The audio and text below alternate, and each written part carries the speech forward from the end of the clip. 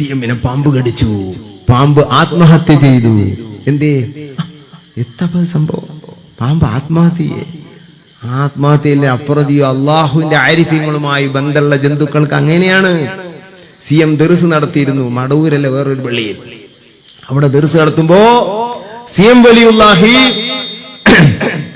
ഒരു ദിവസം രാത്രി, അന്നൊന്നും ടോർച്ചും കാര്യമൊന്നും ഉണ്ടാവില്ലല്ലോ, ഒരു പാമ്പിനെ ചവിട്ടിപ്പോയി.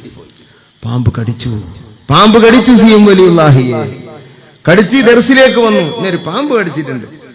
അപ്പൊ കുട്ടികൾ നോക്കിയപ്പോ രക്തമൊന്നുമില്ല. നേരം വെളുത്ത് നോക്കുമ്പോ വലിയൊരു മൂർഖൻ പാമ്പ് ചത്ത് കിടക്കുന്നു.